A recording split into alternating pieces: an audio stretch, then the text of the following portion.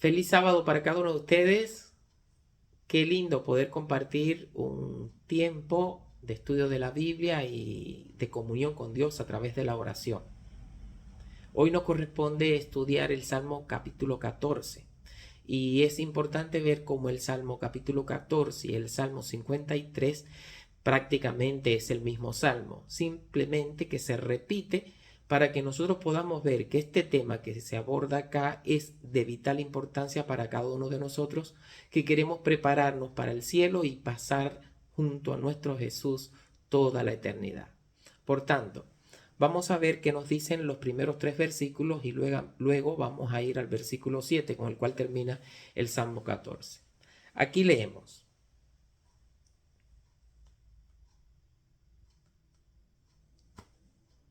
Dijo el necio en su corazón, no hay Dios. Corrompióse, hicieron las obras abominables, no hay quien haga el bien. El Señor miró desde los cielos sobre los hijos de los hombres por ver si había algún entendido que buscara a Dios. Todos declinaron, juntamente se han corrompido. No hay quien haga bien, no hay ni siquiera uno. Obviamente estamos acá en presencia de un cuadro de decadencia moral, es decir, una decadencia moral generalizada en todo el mundo impío. Este cuadro nos lleva a nosotros a formularnos 2 preguntas. La primera, ¿qué Dios desea decirnos a nosotros en este pasaje?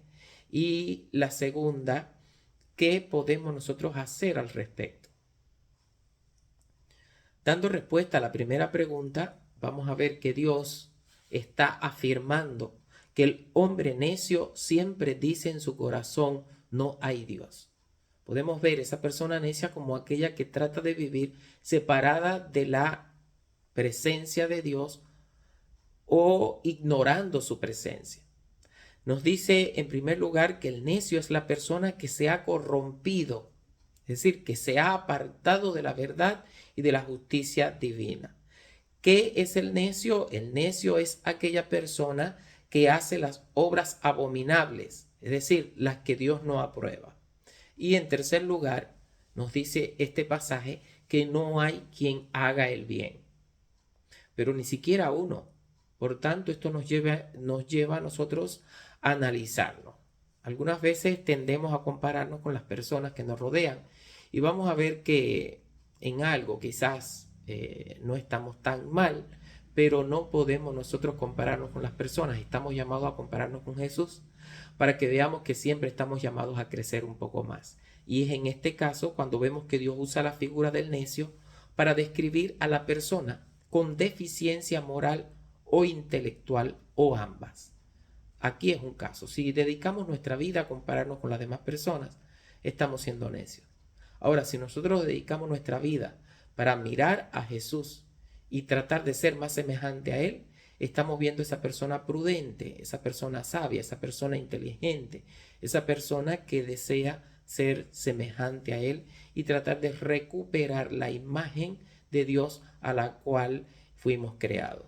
Vamos a ver acá entonces que a la persona necia se le compara como aquella persona que no tiene percepción espiritual. Es decir, no le importa ni Dios ni los hombres. Es una persona que vive para sí. Y en cuarto lugar, es un individuo materialista que juzga los valores según su dimensión y su poder. Y hay una quinta característica y es que la persona necia se presenta acá como aquella que por razones sociales o comerciales profesa creer en Dios, pero en su corazón realmente no cree.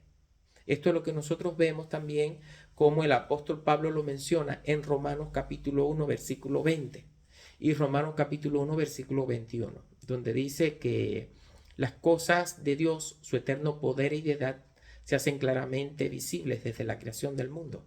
De modo que las personas hoy que dicen que no creen en Dios, realmente no tienen excusa, porque es que doquier podemos ver la mano de Dios. La palabra inspirada por Dios nos dice que no hay quien haga el bien, y se repite esta frase, de decir que toda la descripción del hombre necio, de esa persona que quiere vivir separada de Dios, no hay un libro que la describa mejor que el libro de Proverbios. Por eso vamos a citar acá 3 pasajes de Proverbios, como lo es Proverbios capítulo 1, versículo 32, que nos dice: la prosperidad del necio lo echará a perder. Dice el capítulo 10, versículo 1 de Proverbios: el hijo necio es tristeza de su madre. Y en el mismo libro también nos dice que es tristeza de su padre. Proverbios capítulo 10, versículo 21 nos dice: los necios mueren por falta de entendimiento. De ahí que nosotros podamos pedirle a Dios sabiduría e entendimiento en cada vez que nosotros podamos hacerlo. Y por último, Proverbios capítulo 18, versículo 6. Los labios del necio traen contiendas. Y si pudiéramos citar otro versículo, sería el 24:9, que nos dice: el pensamiento del necio es pecado. Entonces estamos viendo que ser necio es identificarse con aquellas personas que no estarán preparadas para ir al reino de los cielos. Y ser necio no es más que mirarnos a nosotros mismos y reconocer la necesidad que tenemos de la presencia de Dios en nuestra vida. Porque cuando Cristo Jesús está presente en nuestra vida, su Santo Espíritu toma control de nuestra mente, de nuestros pensamientos, y entonces cualquier vestigio de necedad queda a un lado. Porque ahora la luz de Cristo Jesús en nuestra mente y corazón prevalece por encima de las tinieblas. ¿Qué vamos a ver nosotros acá? Que en Romanos capítulo 3, versículo 10 al 12, el apóstol Pablo retoma lo que el salmista David expresa en el Salmo 14, 1 al 3. Y lo hace allí cuando dice: como está escrito, no hay justo ni aun uno. Es decir, que todos debemos de analizar cómo está nuestra vida, cómo estamos creciendo, cuánto nos falta para realmente sentir que estamos entregados completamente a Dios. Hay múltiples citas que nos hablan al respecto, tanto en el Antiguo como en el Nuevo Testamento. En el Antiguo Testamento tenemos Salmo 14, 1 al 3, Salmo 53, 1 al 3, Salmo 5, 9, Salmo 143, Salmo 36, 1, y tenemos también a Isaías 59, versículo 7. Y del Nuevo Testamento tenemos a Romanos 11, versículo 26 al 27, tenemos a Romanos capítulo 11, versículo 34 y 35, y también tenemos a 2 de Corintios capítulo 6, versículo 16 al 18. ¿Qué vamos a ver entonces ahora que podemos nosotros hacer cuando nos damos cuenta que la necedad puede estar afectando nuestra vida? Vamos a ver que la respuesta nos la da el versículo 7 de Salmos capítulo 14. Dios ofrece la salvación a su pueblo. Dios ofrece la salvación a Israel. Dios está ofreciendo una oportunidad de que nos gocemos en su salvación. Y en tercer lugar, vamos a ver que Dios, quien reina supremo, quiere liberar nuestro corazón de cualquier cautividad. Cuando Dios libera nuestro corazón, es cuando entonces nosotros podemos elegir amar a Dios de todo corazón. La pregunta es: ¿estamos dispuestos a permitirle que Él tome control de nuestra vida? Que Él tome control de nuestras emociones, de nuestro pensamiento, de nuestro corazón. Si es así, te invito para que podamos orar y que no solamente veamos el Salmo 14 como aquel que nos muestra el peligro de la necedad, sino como aquel que nos muestra que hay un Dios que está dispuesto a ayudarnos a superarla. ¿Oramos? Amante Padre Celestial, gracias porque nos da este lindo momento de estar en tu presencia, de comunicarnos contigo a través de la oración para pedirte el perdón de nuestras faltas y de nuestros pecados. Deseamos que la sabiduría divina llegue a nuestra mente para quedarse. Suplicamos la unción de tu Santo Espíritu para que cada día podamos andar en tu verdad. Permite, oh Dios de amor, que cualquier vestigio de necedad que haya en nuestra vida pueda quedar atrás, pueda quedar en el pasado, pueda quedar en el olvido, y que desde ahora en más nosotros podamos vivir para agradarte.